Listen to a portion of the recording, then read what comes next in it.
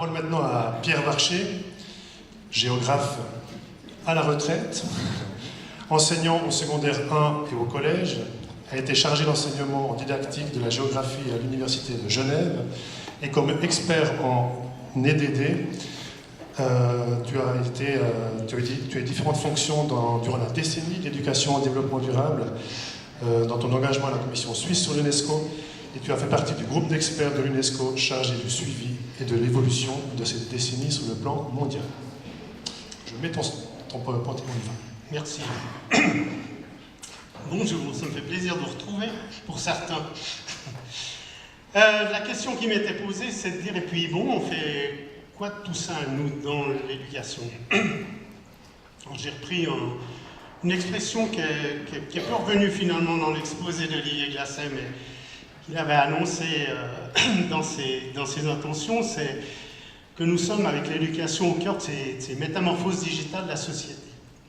Mais j'ai une première question quand même que j'aimerais aborder faire une petite prise de recul, parce qu'on me demande d'aborder les questions, les défis didactiques que ça pose, mais dans une perspective bien déterminée qui est la perspective EDD. Et il me semble quand même, pour un congrès EDD, que c'est important qu'on s'arrête un petit moment là-dessus. C'est quoi une perspective EDD? C'est quoi la perspective EDD? Bien se mettre d'accord sur le fait que cette perspective n'en est qu'une parmi d'autres dans les systèmes scolaires ou dans les systèmes d'éducation. Et que quand on est dans les institutions scolaires ou les institutions d'éducation, on est au milieu d'un champ de tension qu'on pourrait définir en fonction des finalités. Une d'entre elles est bien la finalité EDD, c'est-à-dire une finalité qui attribue à l'institution éducative la formation de futurs citoyens, qui attribue des dimensions qui visent des dimensions d'émancipation collective. Mais ce n'est pas la seule, et loin de là. Et on se met en tension, c'est-à-dire que quand on va répercuter dans l'institution scolaire toutes les problématiques qui ont été soulevées tout à l'heure, il faut savoir encore en vue de quoi je les récupère. Or, manifestement et très fortement, on est quand même dans les systèmes éducatifs qui sont orientés très fortement sur la future employabilité des élèves et des apprenants. Ce qui prime, c'est de pouvoir assurer la compétitivité de la main-d'œuvre. Je ne vais pas récupérer, je ne vais pas prendre, mais saisir les défis qui viennent nous être présentés de la même manière. Et là, il y a vraiment un vrai problème. Vous êtes ici, vous venez à ce colloque EDD, c'est clair que vous avez une conviction, vous avez des intérêts pour ça. Mais ça ne va pas être facile, parce qu'on est dans ce champ de tension. Et on voit quand même que même dans ce champ de tension, la préoccupation, elle est reprise, puisqu'on a appris récemment qu'il y aurait à Genève une ouverture de cours d'informatique, de sciences informatiques au collège, que les élèves du primaire viennent de recevoir, ou vont recevoir des tablettes. Mais pourquoi? Pour les rendre citoyens compétents. Mais compétents à quoi? Il y a un enjeu là derrière qui n'est encore pas tout à fait déterminé. Il faut continuer à savoir ce qu'on se veut. Et en plus, ce qui complique l'histoire, ce qui la complexifie, c'est que ce n'est pas les seules tensions. Parce qu'on vit dans un monde qui est quand même devenu à composante très individualiste, et il y a beaucoup d'attentes qui sont portées sur l'école en termes d'émancipation individuelle, en vue du bien-être de l'enfant, du bien-être de l'élève. C'est encore une autre dimension. Comment je récupère les défis numériques s'il s'agit de viser la pure émancipation individuelle? Ça revient sur votre dernière remarque, là, sur le côté, est-ce qu'on en fait uniquement une question de démarche individuelle? Puis, pour complexifier encore le truc, il faut bien voir, et surtout ici en Suisse romande, surtout à Genève et à Lausanne, qu'il y a des tensions qui sont dues au fait qu'il y a d'autres attentes par rapport à l'école, qui elles sont purement conservatrices, et qui disent, mais non, mais ne bougez pas tout ça. Vous voulez, avec ces différentes visions que vous avez là, vous allez remettre en cause des savoirs, mais les savoirs n'ont pas à être remis en cause. Il y a un retour à l'éducation traditionnelle, le savoir traditionnel, et la vision d'une école qui, par le savoir, te libérera. Le savoir, on sait ce qu'il est, mais qui pose derrière toute la question de la méritocratie, dont un rapport national vient de montrer qu'il est sérieusement en panne en Suisse. Tout ça pour dire qu'on est bien là au milieu et que ça va être difficile de faire entendre la voix de comment je me saisis de ces enjeux liés au numérique dans l'institution scolaire, dans une perspective EDD. Parce qu'il ne faut pas se laisser embarquer dans des visées qui sont... Et pour compliquer le truc, c'est que l'EDD, c'est loin d'être clair. Alors, je ne sais pas si les 120 personnes qui sont ici, on annonce 120 personnes, je ne sais pas s'il y en a 120, mais si les 120 personnes sont toutes sur la même longueur d'onde. Si on prend une typologie simple comme celle de Sterling, par exemple, c'est quoi le développement durable? C'est apprendre à faire les choses mieux. C'est-à-dire qu'il faudrait arrêter de... Je ne sais pas, je prends le les déchets, il faudrait apprendre à les trier. Les voitures, il faudrait faire en sorte que ces voitures aient un peu moins d'émanation, donc on pourrait favoriser des moteurs plus propres, des choses de genre. Ou on pourrait faire, pour traduire Sterling, faire de meilleures choses, c'est-à-dire on balance tout le parc automobile et on le remplace par des voitures électriques. À l'autre extrémité, on peut dire que le développement durable version forte et une éducation au développement durable, c'est penser les choses autrement, c'est penser les choses différemment, c'est penser la mobilité. Je me situe où dans les DD? Ça, c'est un vrai problème. Alors, si on va plus loin, je mets juste ici pour mémoire une catégorisation qui a été proposée par Roy et Gromont, qui montre qu'il dégage déjà 4 façons d'imaginer, de concevoir les DD. Et suivant dans laquelle je me trouve, je ne défends pas la même chose. Et sur le plan de l'école, ça peut se traduire notamment par les DDS, juste des adaptations du curriculum. On ouvre 1 heure ici, ou 2 heures ici, ou 2 heures de développement durable. Est-ce que vous modifiez 1 ou 2 disciplines, la géo, la biolo, pour qu'elles soient bien dans l'axe développement durable? Ou à l'autre extrémité de la tension, est-ce que ça préconise un changement de paradigme pour les institutions scolaires? Comment je fais, qu'est-ce que je récupère, comment je récupère tous ces défis liés au numérique, dans quelle intention? Changement de paradigme, c'est ce qui a été préconisé tout le temps, depuis qu'on parle d'éducation et du développement durable, c'est pas si vieux, hein, par l'UNESCO. Et c'est encore préconisé, puisque ce qui est indiqué ici, ça sort du programme d'action globale de l'UNESCO pour 2015-2019, donc en principe, la Suisse, elle a en application ce genre de truc. Or, qu'est-ce qu'ils disent l'UNESCO? L'UNESCO œuvre en faveur d'une approche, alors, institution entière. En gros, ça veut dire quoi? Ça veut dire, si vous voulez vraiment changer le paradigme de l'éducation, pour aller vers une EDD, prenez l'établissement scolaire comme unité, comme échelle d'action. Parce que c'est là que vous avez plus de prise. Pas des grands bahuts à 1500 élèves, hein, mais prenez l'établissement. Pourquoi l'établissement? Comme ils disent, afin d'encourager la prise en compte de la durabilité dans tous les aspects de la vie scolaire. Alors, on a entendu ce qui se fait à Voltaire ici, mais on peut mettre tout l'établissement en route là-dessus. C'est pas seulement le contenu pédagogique d'apprentissage et la méthodologie, mais c'est aussi la gouvernance scolaire. C'est aussi la gestion, ce qu'ils appellent la gestion du campus, les équipements, etc. Et si je vais sur la question de avec les élèves, qu'est-ce qu'on préconise? Eh bien, c'est mettre l'accent sur la recherche de pédagogie interactive, axée sur l'apprenant, orientée vers l'action, encourageant une pensée critique et systémique, prise de décision collaborative, prise de responsabilité vis-à-vis des générations actuelles et futures. Bon, quand vous êtes face à un programme comme ça, puis que vous êtes prof dans votre classe, vous flinguez, vous dites, qu'est-ce que je vais faire de tout ça, quoi? Alors, on peut, là je reviens sur une thèse qui a été publiée récemment par Daniel Curnier, qui se trouve dans cette salle, sur le rôle de l'école face à la transition écologique, ou dans la transition écologique. Il dit, mais non, ne nous décourageons pas, je peux faire quelque chose, moi, à l'échelle de ma classe, en tant que prof.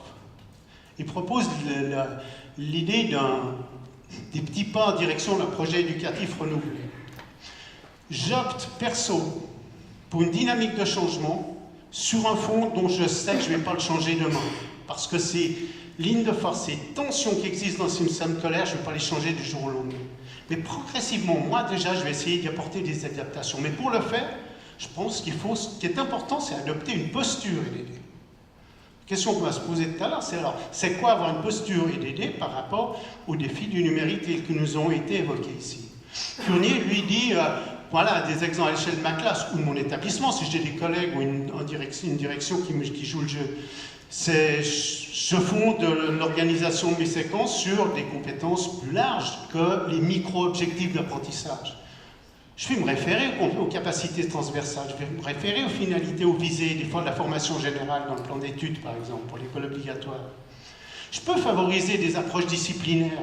Quand c'est au primaire, c'est peut-être plus facile. Quand c'est au secondaire, en créant des espèces d'équipes avec des collègues, et on peut mettre pendant 1 mois ou 1 mois et demi, on met les élèves ensemble sur une pédagogie de projet. J'ouvre ma classe, ouvrir l'établissement sur l'extérieur, agir sur l'environnement d'apprentissage, c'est ahurissant de voir comment les classes ne bougent pas. Vous entrez dans une classe, la plupart surtout au secondaire, c'est toujours l'alignement des pupitres, ça ne bouge pas depuis la fin du 19e. Et puis devenir proactif aussi dans la formation continue, je me saisis de tout ça. Et alors, une posture ADD pour affronter ces défis posés par le numérique et par ce qu'Olivier Glacé nous a montré, ça veut dire quoi? Alors, il faudrait identifier, à mon avis, ce qui est les risques qui sont liés à ce numérique. Mais il n'y a pas que des risques, il y a des potentialités aussi. Moi, j'ai relevé un certain nombre de risques, on peut les discuter, mais il y a le premier, c'est l'immédiateté. Vous en avez parlé tout à l'heure.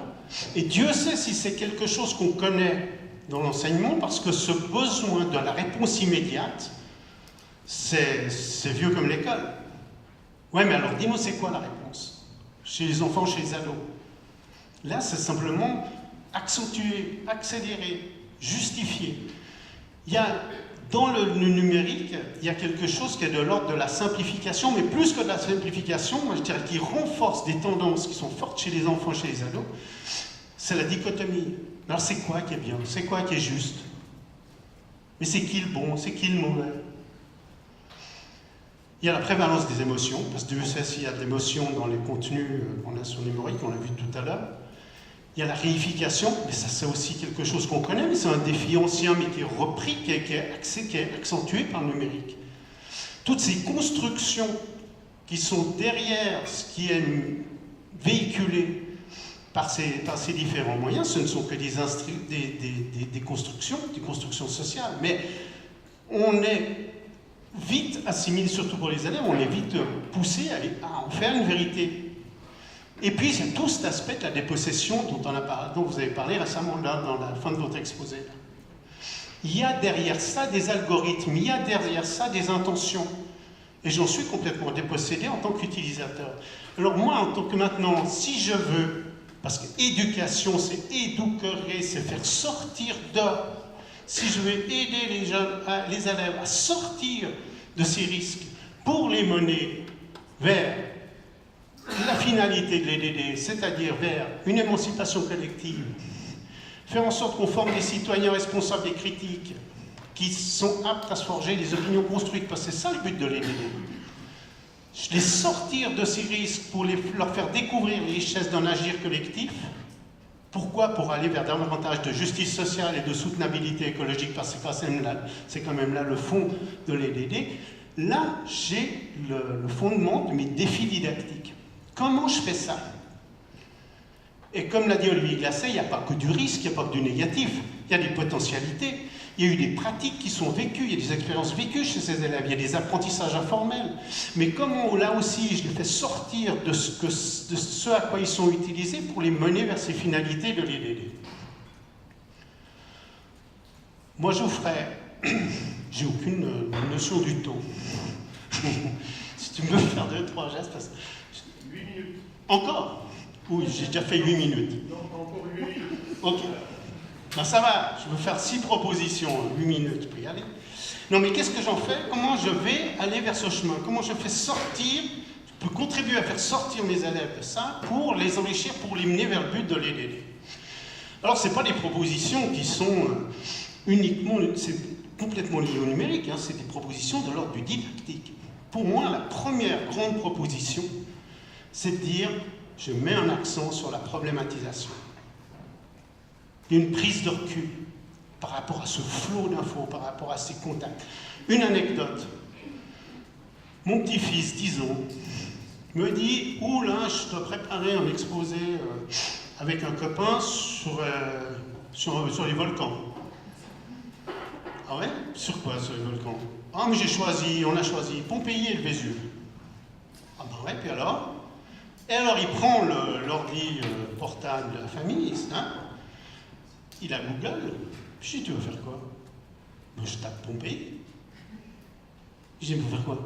Mais vous voyez ce geste, je tape Pompéi, je vais tomber au mieux, peut-être, je sais pas, sur Wikipédia, sur n'importe quoi, mais c'est des sites qui vont m'imposer un type d'info, un ordre de l'info, une classification de l'info. Stop, ton ordi, tu le mets de côté.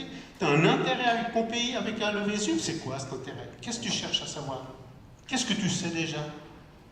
Créer une problématique, la phase de problématisation. À mon avis, l'école ne fait, dans la plupart des cas, qu'apprendre à des réponses à des questions qu'on ne se pose pas forcément, au lieu d'apprendre à se poser des questions. Or, l'apprentissage du questionnement, l'apprentissage des questions, c'est un vrai apprentissage et qui nécessite du temps. Alors on me dit, ouais, mais ça va me prendre une plombe. Mais bien sûr que oui, ça prendra une plombe. Mais c'est important.